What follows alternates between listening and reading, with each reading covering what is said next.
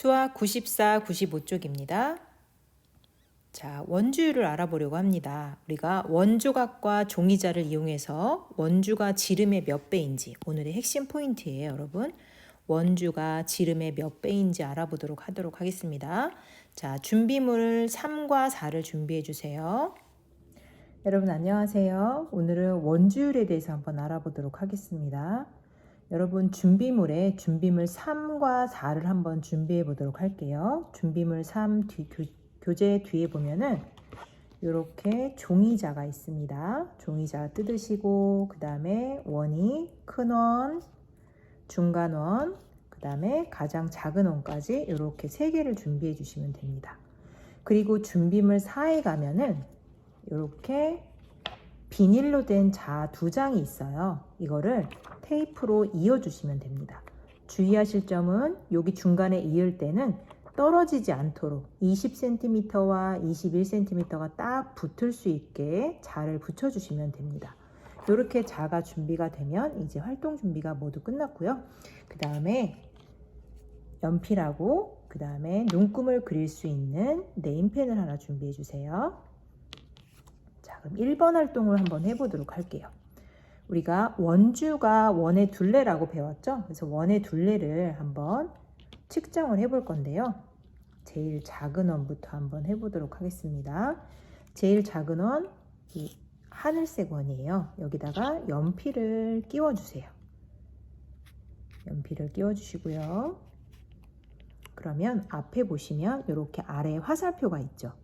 이 화살표가 한 바퀴 굴러서 제자리에 올 때까지 지나간 거리를 측정하시면 돼요.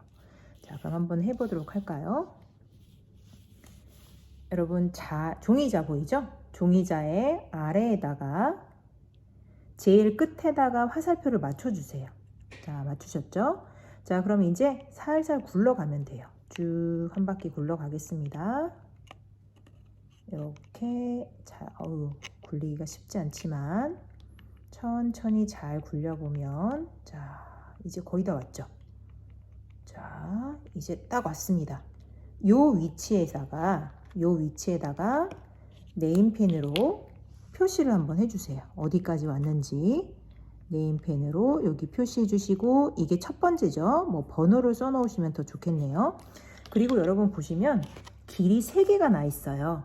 길이 3개가 나 있죠. 그러면 첫 번째 줄에는 제일 작은 원을 굴려주시면 될 것 같고, 가운데에는 중간에 있는 원, 그 다음에 제일 큰 원은 제일 바깥쪽에다 측정을 해주시면 되겠죠. 그래서 만나는 부분에다가 선생님처럼 이렇게 네임펜으로 표시해 주시면은 나중에 계산을 할 수 있을 거예요. 그러면 자, 첫 번째 원을 다 측정했으면 어떻게 할까요? 두 번째 원을 준비하셔서, 자, 얘는 가운데로 출발해야 되겠죠?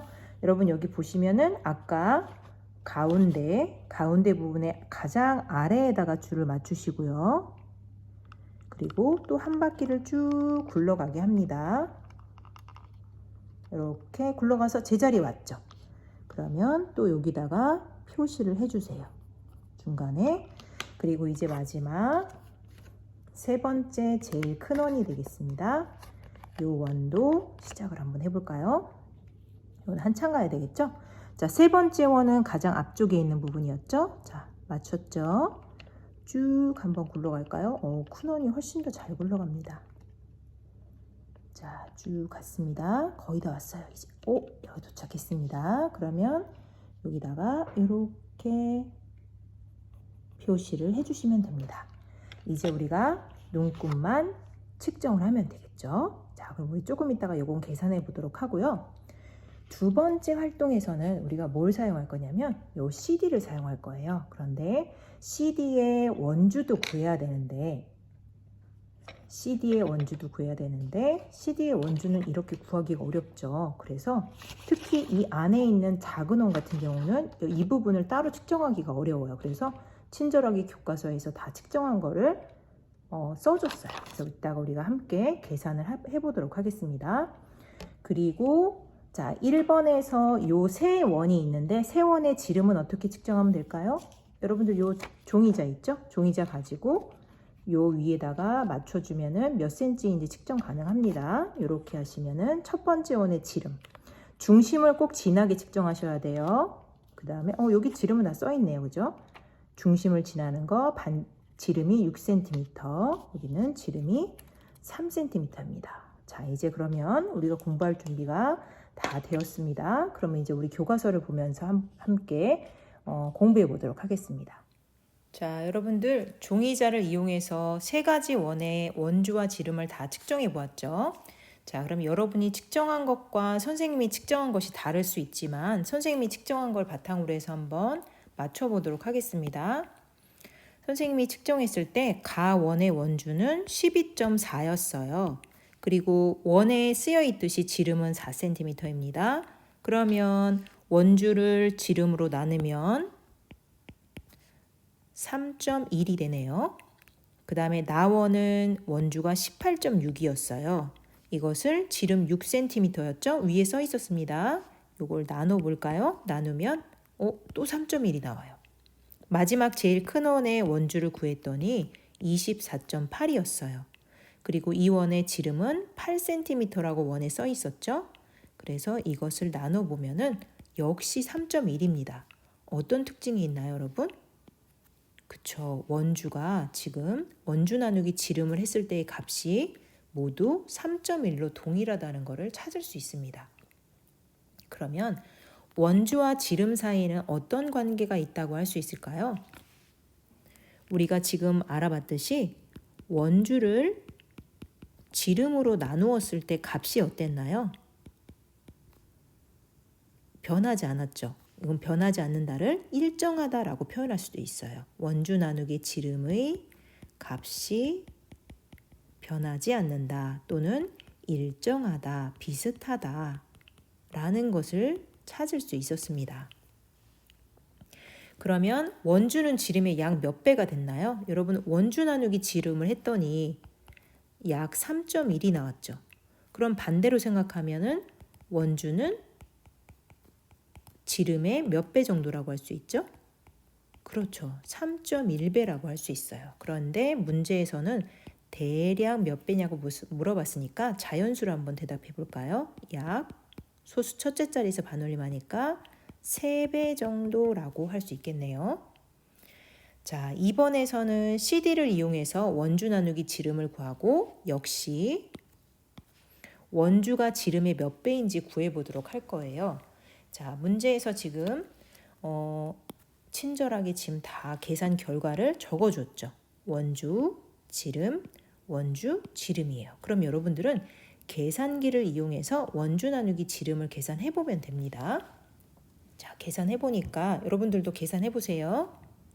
잠시 멈추고 계산을 해봅니다. 자, 다 계산해보셨나요? 선생님은 계산해봤더니 여기가 3.13이 나왔고요. 큰 원인 경우에는 3.14가 나왔어요. 아까는 완전히 똑같았는데, 그죠? 아까는 완전히 똑같았는데 지금은 살짝 차이가 나죠. 요 정도 차이는 우리가 구하는 도중에 조금 자나 물체가 약간 비뚤어지면은 조금씩 달라질 수 있어요. 이 원주가 차이가 날 수도 있고요. 아니면 지름을 구할 때 조금씩 차이가 날 수도 있죠. 하지만 값이 거의 비슷하죠. 자, 그러면 원주는 지름의 약 몇 배인가요? 역시나 몇 배쯤 된다고 할 수 있을까요? 소수 첫째 자리에서 반올림하면 약 그렇죠. 3배쯤이라고 얘기할 수 있습니다. 약 3배라고 말할 수 있고요. 그러면 원주 나누기 지름으로 알 수 있는 사실은 또 뭐가 있을까요? 이 값이 지금 작은 원이든 큰 원이든 원주 나누기 지름의 값은 거의 비슷합니다. 그러면 크기가 달라도 크든 작든 달라도 원주 나누기 지름의 값은 어떻다고 할 수 있나요? 변하지 않는다. 일정하다. 일정하다라고 이야기할 수 있습니다. 특이하죠? 원의 크기가 아무리 커지든 작아지든지 간에 원주를 지름으로 나눈 값은 일정하다는 것을 알 수 있었습니다. 자, 그러면 뒤에 정리된 내용을 한번 살펴볼까요? 원의 지름에 대한 원주의 비율을 원주율이라고 한대요. 원의 지름을 기준으로 원주를 비교했을 때의 값을 원주율이라고 합니다. 그래서 원주율은 원주 나누기 지름이에요. 그 원주율을 여러분 계산해보면 끝없이 계속되는, 반복되지 않고 불규칙적으로 끝없이 계속되는 수가 나타납니다. 그래서 3.14, 14, 15, 92, 65 이거를 외우는 사람도 있거든요. 근데 규칙이 없어도 외우기 힘들겠죠. 그리고 외울 필요는 없고요. 그래서 우리는 대략 3배쯤 된다, 아니면 3.1배쯤 된다, 아니면 3.14배쯤 된다라고 생각해 두시면 됩니다. 약 3배라고 알고 계셔도 충분합니다. 원주는 지름의 약 3배쯤 된다라고 생각하시면 됩니다. 자, 우리가 이제 원주 나누기 지름이 원주율이라는 것도 알았고 원주율이 일정하다는 것도 알았어요. 그러면 이제 우리가 주변에서 볼 수 있는 물체들을 이용해서 원주율을 실제로 구해보고 실제로 원주율이 일정한지도 한번 찾아보도록 하겠습니다. 선생님은 3가지 물체를 준비했는데 일단 풀, 그 다음에 요거는 초콜릿통, 그 다음에 마지막은 텀블러입니다. 이 텀블러를 준비해서 요곳의 지름과 원주를 이용해서 원주율을 한번 구해보도록 하겠습니다. 자, 먼저 풀을 한번 측정해 보도록 할까요? 풀은 이렇게 자 2개를 연결했죠, 여러분들이? 연결한 자를 이용해서 제일 끝부분에 한 바퀴를 쭉 둘러줍니다. 그리고 첫 번째 0과 만나는 부분, 이 부분에 눈금을 읽어서 여러분들이 적어주시면 됩니다. 물건 이름을 적고 그 옆에 원주를 적어주시면 되겠죠. 그 다음에 지름은 잴 때 주의할 점이 뭘까요? 주의할 점이 원의 중심을 지나는 가장 긴 선분이 나오게끔 이렇게 윗부분에서 가운데에 지나게 측정해 주시면 되겠죠. 이렇게 해서 몇 센치인지 한번 측정해서 적어주시면 됩니다. 자, 그러면 풀은 다 됐고요. 그 다음에 이렇게 중간쯤 되는 걸 하나 구했어요. 그래서 중간쯤 이렇게 한 바퀴를 돌립니다. 돌려서 처음에 0과 만나는 부분 눈금을 읽어주고요. 그 다음에 밑부분에서 중심을 지나게 중간쯤 된다 싶은 부분에 맞춰서 눈금을 읽어주시면 됩니다. 적으셨나요? 자, 여러분은 각자 동그란 물건 집에서 보이는 물건을 찾아서 측정하시면 돼요. 그 다음에 가장 큰 걸로 선생님 텀블러를 준비했어요. 텀블러는 일단 윗부분을 기준으로 입구 부분의 원주율을 구하려고 해요. 그래서 이렇게 한 바퀴를 돌렸어요. 돌리고 나서 자, 윗부분을 재어봐서 만나는 부분, 0과 만나는 부분을 재었습니다. 그리고 윗부분도 이렇게 중심에서 가운데를 지나게 0부터 눈금을 재어줍니다. 자, 이제 그러면 계산할 준비가 되셨죠? 그럼 이제 함께 계산해 보도록 하겠습니다. 자, 여러분들 물체 3개를 준비해서 원주와 지름을 다 구해보았죠? 자, 선생님이 아까 여러분 영상에서 측정했던 걸 한번 정리해서 써볼게요. 여러분들은 여러분이 측정한 것을 정리해서 써보시면 돼요.